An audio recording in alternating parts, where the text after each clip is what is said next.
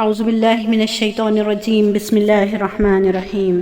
الحمد للہ رب العالمین والصلاة والسلام علی اشرف الانبیاء والمرسلین وعلی آلہ واصحابہ اجمعین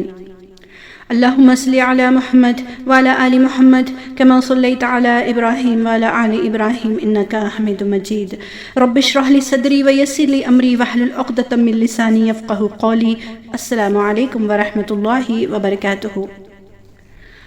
محترم خواتین اسلام، الحمدللہ سورہ المومنون کا ترجمہ اور مختصر سی تفسیر جاننے کے بعد اب آگے بڑھتے ہیں ہم سورہ نور کا ترجمہ اور تفسیر سماعت کرنے کے لیے۔ آئیے پہلے سماعت کیجئے سورہ کا تعارف۔ اس سورت کا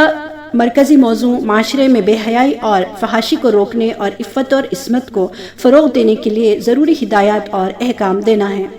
پچھلی سورت کے شروع میں مومنون کی جو خصوصیات بیان فرمائی گئی تھی، ان میں سے ایک اہم خصوصیت یہ تھی کہ وہ اپنی شرمگاہوں کی حفاظت کرتے ہیں، یعنی باعفت زندگی گزارتے ہیں۔ اب اس سورت میں باعفت زندگی گزارنے کے ضروری تقاضے بیان فرمائے گئے ہیں، چنانچہ سورت کے شروع ہی میں زنا کی شرعی سزا بیان فرمائی گئی ہے اور ساتھ ہی یہ بتایا گیا ہے کہ جس طرح زنا انتہائی گھنونا جرم ہے، اسی طرح کسی بے گناہ پر شرعی ثبوت کے بغیر زنا کا الزام لگانا بھی نہ صرف سخت گناہ ہے بلکہ اس پر بھی سخت قانونی سزا مقرر فرمائی گئی ہے۔ غالب گمان یہ ہے کہ یہ سورت ہجرت کے بعد 6 سال نازل ہوئی۔ اس سورت میں اس سال حضرت صلی اللہ علیہ وسلم کو عرب کے ایک قبیلے بنو مستلق کے بارے میں یہ اطلاع ملی تھی کہ وہ آپ پر حملہ کرنے کے لیے ایک لشکر جمع کر رہا ہے۔ آپ نے اس کے حملے سے پہلے ہی پیش قدمی کر کے اس کے عزائم کو خاک میں ملا دیا۔ اسی سفر سے واپسی پر منافقین نے حضرت صدیقہ عائشہ رضی اللہ تعالی عنہا کے خلاف بڑی کمینگی کے ساتھ ایک بے بنیاد تہمت لگائی اور اسے مدینہ منورہ میں بڑے پیمانے پر شہرت دی، جس سے کچھ مخلص مسلمان بھی متاثر ہو گئے۔ اس سورت کی آیات 11 سے 20 حضرت عائشہ رضی اللہ تعالی عنہا کے برات کا اعلان کرنے کے لیے نازل ہوئی، اور جن لوگوں نے تہمت لگانے کا گھنونا جرم کیا تھا ان کو اور معاشرے میں عریانی اور فحاشی پھیلانے والوں کو سخت عذاب کی وعیدیں سنائی گئیں۔ نیز عفت اور عصمت کی حفاظت کے پہلے قدم کے طور پر خواتین کو پردے کے احکام بھی اسی صورت میں دیے گئے ہیں اور دوسروں کے گھر جانے کے لیے ضروری آداب اور احکام کی وضاحت فرمائی گئی ہے۔ شروع اللہ کے نام سے جو سب پر مہربان ہے، بہت مہربان ہے۔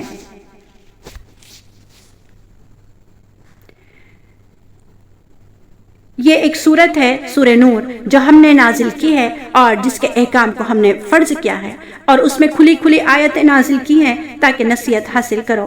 زنا کرنے والی عورت اور زنا کرنے والے مرد دونوں کو 100 کوڑے لگاؤ۔ یہ وہ سزا ہے جو مرد یا عورت کے زنا کرنے پر قرآن کریم نے مقرر فرمائی ہے اور جسے اصطلاح میں حد زنا کہا جاتا ہے۔ رسول اللہ صلی اللہ علیہ وسلم نے اپنے ارشادات اور اپنے عمل سے یہ وضاحت فرمائی ہے کہ اگر زنا کا ارتکاب کسی غیر شادی شدہ مرد یا عورت نے کیا ہو تب تو یہی سزا دی جائے گی، اور اگر اس جرم کا ارتکاب شادی شدہ مرد یا عورت نے کیا ہو تو اس کی سزا رجم یعنی سنگساری ہے۔ اس مسئلے کی مکمل تحقیق کتاب عدالتی فیصلے میں دیکھی جا سکتی ہے۔ زنا کرنے والی عورت اور زنا کرنے والے مرد دونوں کو 100 کوڑے لگاؤ، اور اگر تم اللہ اور یوم آخرت پر ایمان رکھتے ہو تو اللہ کے دین کے معاملے میں ان پر ترس کھانے کا کوئی جذبہ تم پر غالب نہ آئے۔ اور یہ بھی چاہیے کہ مومنوں کا ایک مجموعہ ان کی سزا کو کھلی آنکھوں دیکھے۔ زانی مرد نکاح کرتا ہے تو زنا کار یا مشرک عورت ہی سے نکاح کرتا ہے، اور زناکار عورت سے نکاح کرتا ہے تو وہی مرد جو خود زانی ہو یا مشرک ہو، یعنی جو شخص بدکاری کا عادی ہو اور اس پر نہ شرمندگی ہو نہ توبہ کرتا ہو، اس کا مزاج ایسی ہی عورت سے ملتا ہے جو بدکار ہو۔ اس لیے اول تو بدکاری ہی کی کوشش میں رہتا ہے، اگر نکاح کرنا پڑ جائے تو وہ نکاح بھی ایسی ہی بدکار عورت سے کرنا چاہتا ہے، چاہے وہ مشرک ہی کیوں نہ ہو۔ اسی طرح جو عورت اسی طرح کی عادی بدکار ہو تو اس کا مزاج بھی بدکار مرد ہی سے ملتا ہے، اس لیے اس سے نکاح وہی کرتا ہے جو خود بدکاری کا عادی ہو رہا ہو۔ اور اسے اس بات سے کوئی شرم محسوس نہ ہوتی ہو کہ اس کی بیوی بدکاری میں ملوث ہے، اور وہ خود بھی ایسے ہی مرد کو پسند کرتی ہے چاہے وہ مشرک ہی کیوں نہ ہو۔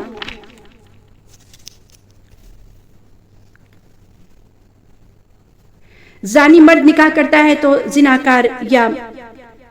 مشرک عورت ہی سے نکاح کرتا ہے، اور زناکار عورت سے نکاح کرتا ہے تو وہی مرد جو خود زانی ہو یا مشرک ہو، اور یہ بات مومنوں کے لیے حرام کر دی گئی ہے۔ یعنی بدکار مرد یا عورت کو نکاح کے لیے پسند کرنا مسلمانوں کے لیے حرام ہے۔ انہیں چاہیے کہ وہ اپنے لیے شریک زندگی تلاش کرتے وقت اس کی نیکی اور پاک دامنی کا ضرور خیال رکھیں۔ یہ اور بات ہے کہ اگر کسی نے کسی بدکار مرد یا عورت سے نکاح کر لیا تو اس نکاح کو باطل نہیں کہا جائے گا اور اس پر نکاح کے تمام احکام جاری ہوں گے، لیکن اس غلط انتخاب کا گناہ ضرور ہوگا۔ یہ بھی واضح رہے کہ یہ حکم ان عادی بدکاروں کا ہے جنہوں نے اپنے اس گناہ سے توبہ نہ کی ہو، لیکن اگر کسی نے توبہ کر لی تو پھر اس کے ساتھ نکاح کرنے میں کوئی حرج نہیں ہے۔ اس آیت کی تشریح اس کے علاوہ بھی دوسرے طریقوں سے کی گئی ہے، لیکن جو تشریح یہاں لکھی گئی ہے وہ آسان اور بے غبار ہے۔ حضرت حکیم الامہ مولانا اشرف علی تھانوی رحمۃ اللہ علیہ نے بھی بیان القرآن میں اسی کو ترجیح دی ہے۔ اور جو لوگ پاک دامن عورتوں پر تہمت لگائیں پھر 4 گواہ لے کر نہ آئیں تو ان کو 80 کوڑے لگاؤ۔ جس طرح زنا ایک انتہائی گھناؤنا جرم ہے اور اس پر سزا بھی بڑی سخت رکھی گئی ہے، اسی طرح کسی بے گناہ پر زنا کی جھوٹی تہمت لگانے کو بھی نہایت سنگین جرم قرار دیا گیا ہے اور اس کی سزا 80 کوڑے مقرر کیے گئے ہیں۔ اس کو اصطلاح میں حد قذف کہا جاتا ہے۔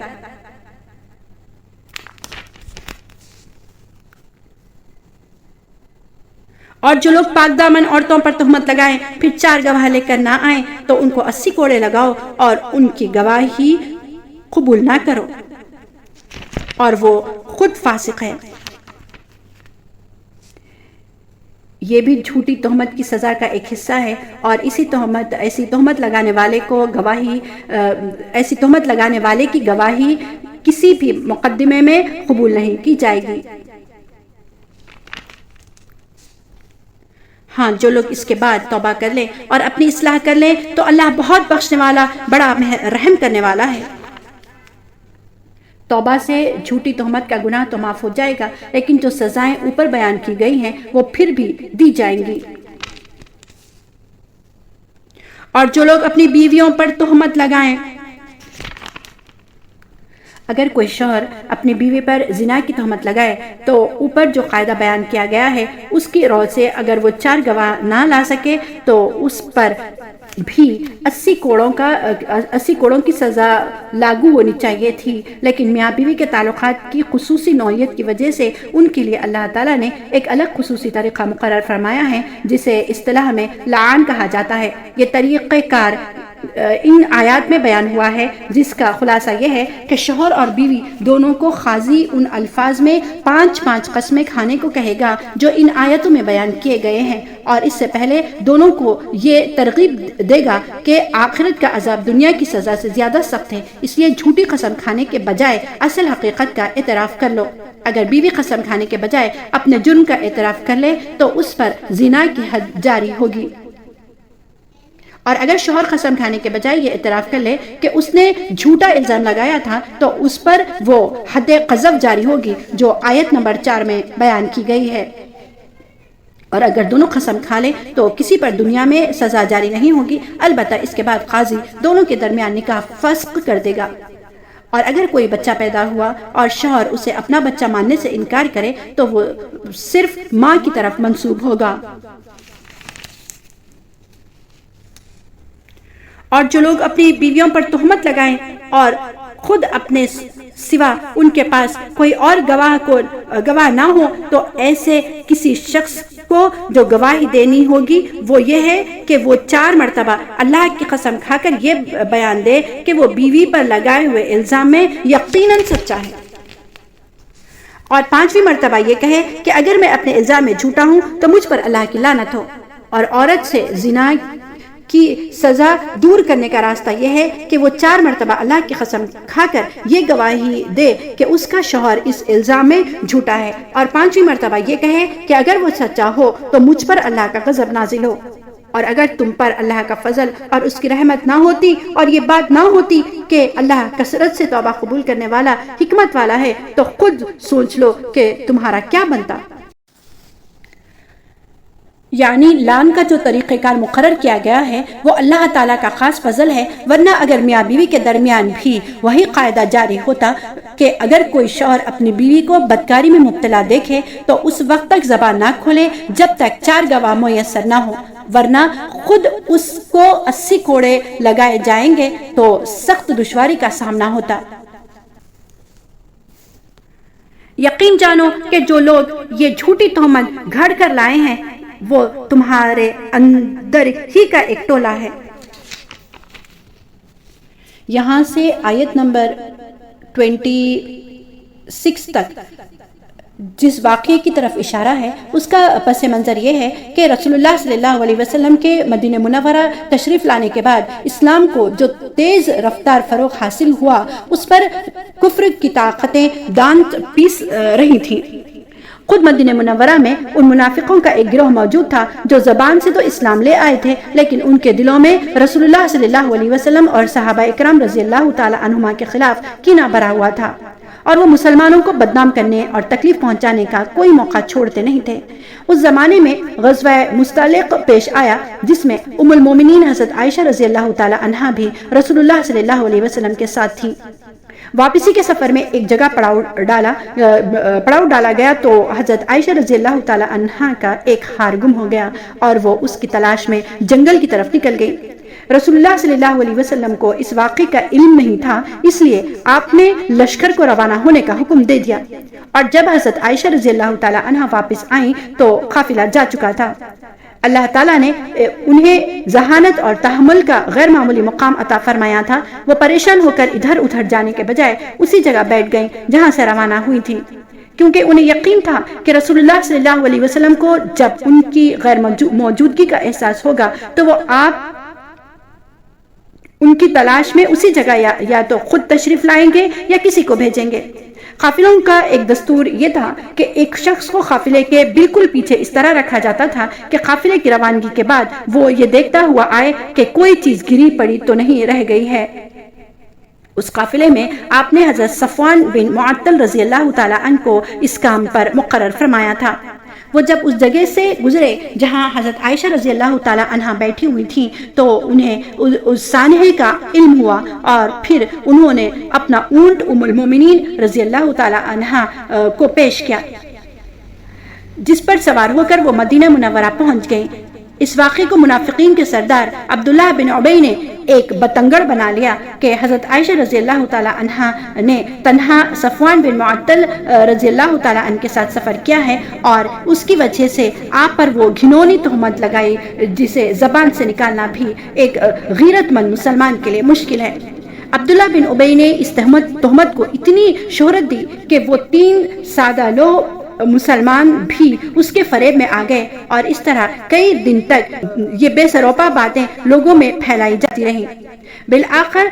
سورہ نور کی یہ آیتیں نازل ہوئی جنہوں نے حضرت عائشہ رضی اللہ تعالی عنہا کی مکمل برات ظاہر کرنے کے ساتھ ان لوگوں کو سخت وعیدیں سنائیں جو اس سازش کے کرتا دھرتا تھے۔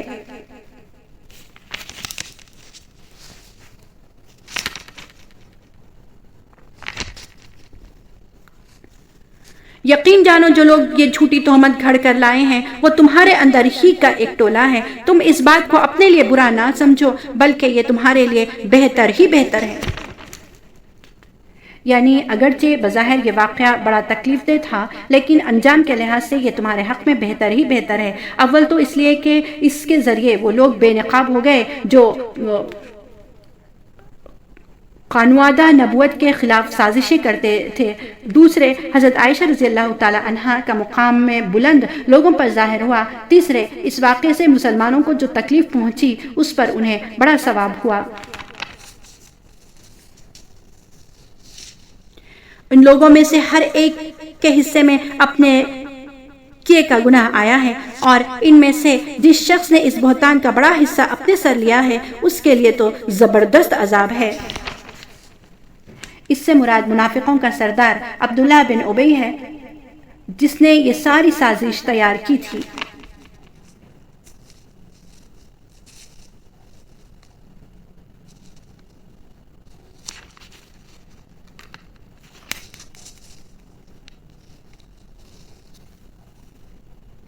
جس وقت تم لوگوں نے یہ بات سنی تھی تو ایسا کیوں نہ ہوا کہ مومن مرد بھی مومن عورتیں بھی اپنے بارے میں نیک گمان رکھتے اور کہہ دیتے کہ یہ کھلم کھلا جھوٹ ہے۔ وہ بہتان لگانے والے اس بات پر 4 گواہ کیوں نہیں لے آئے؟ اب جبکہ وہ گواہ نہیں لائے تو اللہ کے نزدیک وہی جھوٹے ہیں۔ اور اگر تم پر دنیا اور آخرت میں اللہ کا فضل اور اس کی رحمت نہ ہوتی تو جن باتوں میں تم پڑ گئے تھے ان کی وجہ سے ان پر اس وقت سخت عذاب آ پڑتا،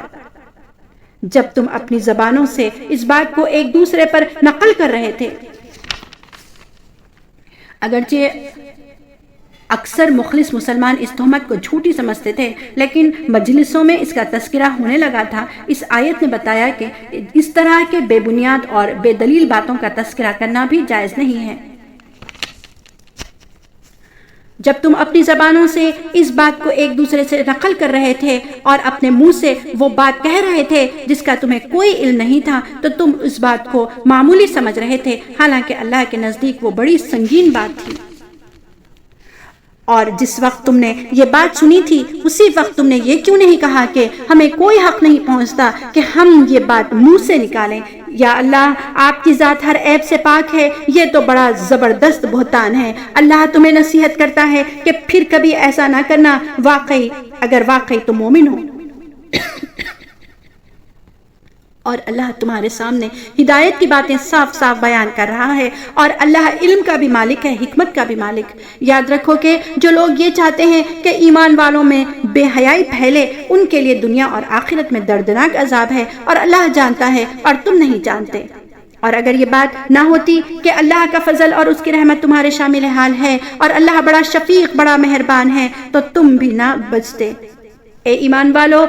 تم شیطان کے پیچھے نہ چلو، اور اگر کوئی شخص شیطان کے پیچھے چلے تو شیطان تو ہمیشہ بے حیائی اور بدی کی تلقین کرے گا۔ اور اگر تم پر اللہ کا فضل اور رحمت نہ ہوتی تو تم میں سے کوئی بھی کبھی پاک صاف نہ ہوتا، لیکن اللہ جس کو چاہتا ہے پاک صاف کر دیتا ہے، اور اللہ ہر بات سنتا، ہر چیز جانتا ہے۔ اور تم میں سے جو لوگ اہل خیر ہیں اور مالی وسعت رکھتے ہیں اور ایسی قسم نہ کھائیں کہ وہ رشتہ داروں، مسکینوں اور اللہ کے راستے میں ہجرت کرنے والوں کو کچھ نہیں دیں گے۔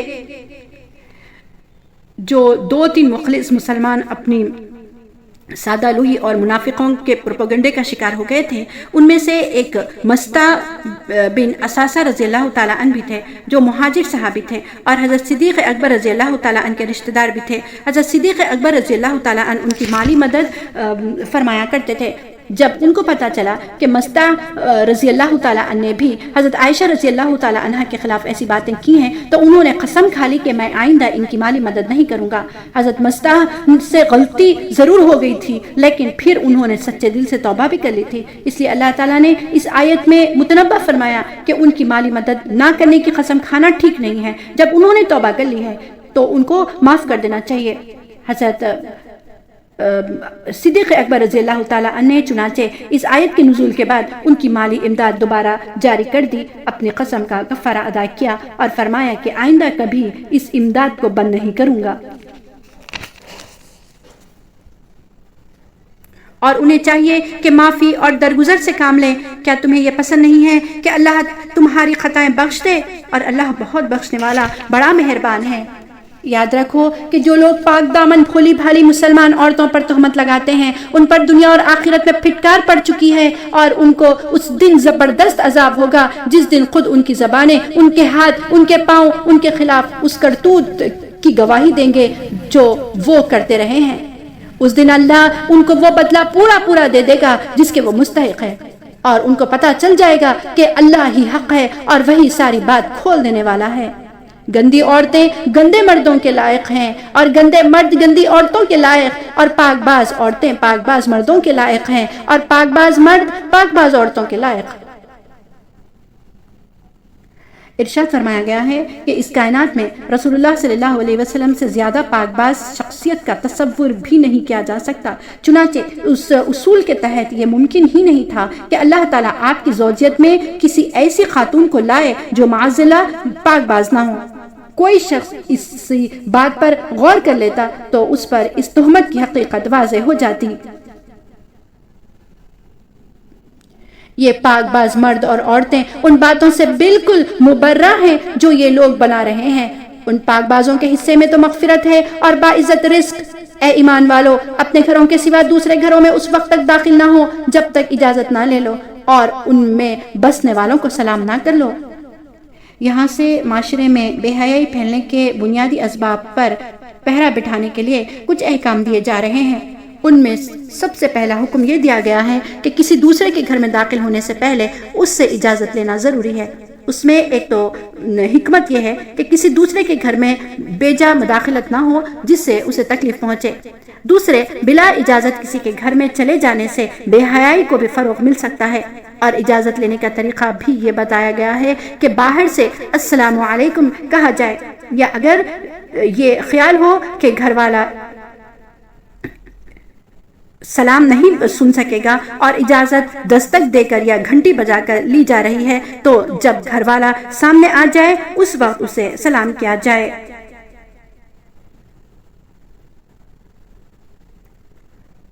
یہی طریقہ تمہارے لیے بہتر ہے، امید ہے کہ تم خیال رکھو گے۔ اور اگر تم ان گھروں میں کسی کو نہ پاؤ تب بھی ان میں اس وقت تک داخل نہ ہو جب تک تمہیں اجازت نہ دے دی جائے۔ یعنی اگر کوئی گھر کسی اور کا ہے اور بظاہر خالی معلوم ہو رہا ہے تب بھی اس میں بلا اجازت داخل ہونا جائز نہیں ہے۔ اول تو ممکن ہے کہ وہ اندر موجود ہو اور نظر نہ آ رہا ہو، اور اگر موجود نہ بھی ہو تو کسی اور کے گھر میں اس کی اجازت اور رضامندی کے بغیر داخل ہونا جائز نہیں ہے۔ اور اگر تم سے کہا جائے واپس چلے جاؤ تو واپس چلے جاؤ، یہی تمہارے لیے پاکیزہ ترین طریقہ ہے، اور تم جو عمل بھی کرتے ہو اللہ کو اس کا پورا علم ہے۔ تمہارے لیے اس میں کوئی گناہ نہیں ہے کہ تم ایسے گھروں میں اجازت کے بغیر داخل ہو جن میں کوئی رہتا نہ ہو اور ان سے تمہیں فائدہ اٹھانے کا حق ہو۔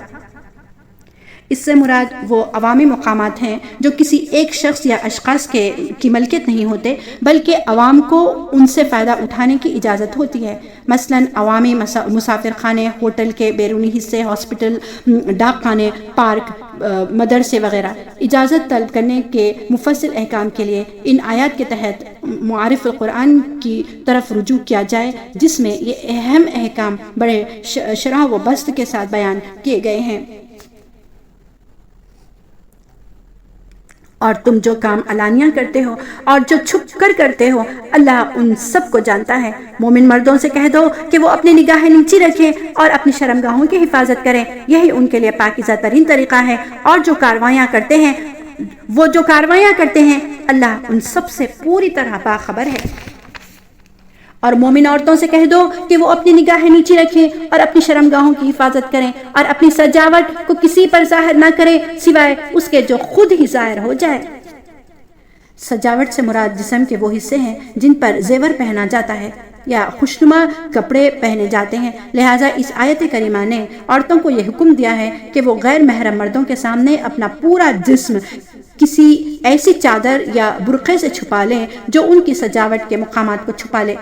البتہ ان مقامات میں سے کوئی حصہ کام کاج کے دوران بے اختیار کھل جائے یا کسی ضرورت کی وجہ سے کھولنا پڑے تو اسے یہ کہہ کر مستثنیٰ کر دیا گیا ہے کہ سوائے اس کے جو خود ہی ظاہر ہو جائیں۔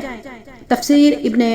جریر رحمۃ اللہ علیہ کے مطابق حضرت عبداللہ بن مسعود رضی اللہ تعالیٰ عنہ نے اس کی تفسیر میں فرمایا کہ اس سے مراد وہ چادر ہے جو عورت نے اوڑھی ہوئی ہو کہ اس کو چھپانا ممکن نہیں۔ اور حضرت عبداللہ بن عباس رضی اللہ تعالیٰ عنہ نے اس کی تفسیر میں فرمایا کہ ضرورت کے وقت عورت اگر اپنا چہرہ اور ہتھیلیوں تک ہاتھ کھولنے پڑے تو اس آیت نے اس کی بھی اجازت دی ہے، لیکن چونکہ چہرہ ہی عورت کے حسن کا اصل مرکز ہوتا ہے اس لیے عام حالات میں اس کو بھی چھپانے کا حکم ہے، جیسا کہ سورہ الاحزاب میں بیان فرمایا گیا ہے۔ البتہ صرف ضرورت کے مواقع پر اسے کھولنے کی اجازت ہے، اور اس حالت میں بھی مردوں کو یہ حکم ہے کہ وہ اپنی نگاہیں نیچے رکھیں، جیسا کہ پچھلی آیت میں گزرا ہے، اور اپنی اوڑھنیوں کے آنچل اپنے گریبانوں پر ڈال لیا کریں اور اپنی سجاوٹ اور کسی پر ظاہر نہ کریں۔ یہاں سے ان افراد کی فہرست دی جا رہی ہے جن سے عورتوں کو پردہ کرنے کی ضرورت نہیں ہے، اور اپنے اوڑھنیوں کے آنچل اپنے گریبانوں پر ڈال لیا کریں اور اپنی سجاوٹ اور کسی پر ظاہر نہ کریں سوائے اپنے شوہروں کے، یا اپنے باپ یا اپنے شوہروں کے باپ کے، یا اپنے بیٹوں یا اپنے شوہروں کے بیٹوں کے، یا اپنے بھائیوں یا اپنے بھائیوں کے بیٹوں، یا اپنی بہنوں کے بیٹوں کے، یا اپنی عورتوں کے۔ بعض مفسرین نے فرمایا کہ اس سے مراد مسلمان عورتیں ہیں، لہٰذا غیر مسلم عورتوں سے بھی پردہ ضروری ہے، لیکن چونکہ متعدد احادیث سے ثابت ہے کہ غیر مسلم عورتیں ازواج مطہرات رضی اللہ تعالیٰ عنہما کے پاس جایا کرتی تھیں، اس لیے امام رازی رحمۃ اللہ علیہ اور علامہ علوسی رحمۃ اللہ علیہ نے اس بات کو ترجیح دی ہے کہ اپنی عورتوں سے مراد اپنے میل جول کی عورتیں ہیں، چاہے مسلمان ہوں یا کافر، ان سے پردہ واجب نہیں ہے، یا ان کے جو اپنے ہاتھوں کی ملکیت میں ہیں۔ اس سے مراد باندیاں ہیں، چاہے مسلمان ہو یا غیر مسلم، اور بعض فقہا نے اپنے غلاموں کو بھی اس میں شامل قرار دیا ہے، یعنی ان سے پردہ نہیں ہے، یا ان خدمت گزاروں کے جن کے دل میں کوئی جنسی تقاضا نہیں ہوتا۔ قرآن کریم میں اصل لفظ تابعین استعمال ہوا ہے، اس کے معنی ایسے لوگ ہیں جو کسی دوسرے کے تابع ہوں۔ اکثر مفسرین نے اس کا مطلب یہ بتایا ہے کہ اس زمانے میں کچھ بے عقل قسم کے لوگ ایسے ہوتے تھے جو کسی گھر والے کے اس لیے پیچھے لگ جاتے تھے کہ وہ انہیں کھانا کھلا دیں، یا کسی مہمان کے طفیلی بن کر کسی کے گھر میں چلے جاتے تھے، اور کھانے کے سوا انہیں کسی سے سروکار نہیں ہوتا تھا، اور نہ ان میں کوئی جنسی خواہش ہوتی تھی۔ البتہ امام شعبی رحمۃ اللہ علیہ نے فرمایا کہ اس سے مراد وہ نوکر چاکر ہیں جو اتنے بوڑھے ہو چکے ہوں کہ ان کے دل میں عورتوں کی طرف کوئی میلان باقی نہ رہا ہو، یا ان بچوں کے جو ابھی عورتوں کے چھپے ہوئے حصوں سے آشنا نہیں ہوئے، یعنی وہ نابالغ بچے جن کو ابھی مرد عورت کے جنسی تعلقات کا کچھ پتہ ہی نہیں ہو۔ اور مسلمان عورتوں کو چاہیے کہ وہ اپنے پاؤں زمین پر اس طرح نہ ماریں کہ انہوں نے جو زیور چھپا رکھی ہے وہ معلوم ہو جائے، یعنی اگر پاؤں میں پازیب پہنی ہوئی ہے تو اس طرح نہ چلیں کہ پازیب کی آواز سنائی دے، یا زیوروں کے ایک دوسرے سے ٹکرا کر بجنے کی آواز غیر محرم مرد سنیں۔ اور اے مومنو، تم سب اللہ کے سامنے توبہ کرو تاکہ تمہیں فلاح نصیب ہو۔ تم میں سے جن مردوں یا عورتوں کا اس وقت نکاح نہ ہو ان کا بھی نکاح کراؤ، اور تمہارے غلاموں اور باندیوں میں سے جو نکاح کے قابل ہوں ان کا بھی، اگر وہ تنگ دست ہوں تو اللہ اپنے فضل سے انہیں بے نیاز کر دے گا۔ اس صورت میں جہاں بے حیائی اور بدکاری کو روکنے کے لیے مختلف احکام دیے گئے ہیں، وہاں انسان کی فطرت میں جو جنسی خواہش موجود ہے اس کو حلال طریقے سے پورا کرنے کی ترغیب بھی دی گئی ہے۔ چنانچہ اس آیت میں یہ تلقین کی گئی ہے کہ جو بالغ مرد و عورت نکاح کے قابل ہوں، تمام متعلقین کو یہ کوشش کرنی چاہیے کہ ان کا نکاح ہو جائے، اور یہ اندیشہ نہ کرنا چاہیے کہ اگرچہ اس وقت تو وسعت موجود ہے، لیکن نکاح کے نتیجے میں بیوی بچوں کا خرچ زیادہ ہونے کی وجہ سے کہیں مفلسی نہ ہو جائے، بلکہ جب اس وقت نکاح کی وسعت موجود ہے تو اللہ تعالیٰ کے بھروسے پر نکاح کر لینا چاہیے۔ پاک دامنی کی نیت سے نکاح کیا جائے گا تو اللہ تعالیٰ آئندہ اخراجات کا بھی مناسب انتظام فرما دے گا۔ البتہ اگلی آیت میں ان لوگوں کا ذکر ہے جن کے پاس اس وقت بھی نکاح کی وسعت نہیں ہے، ان کو یہ تاکید کی گئی ہے کہ جب تک اللہ تعالیٰ اپنے فضل سے ان میں وسعت پیدا کر دے گا اس وقت تک وہ پاک دامنی کے ساتھ رہیں، اور اللہ بہت وسعت والا ہے، سب کچھ جانتا ہے۔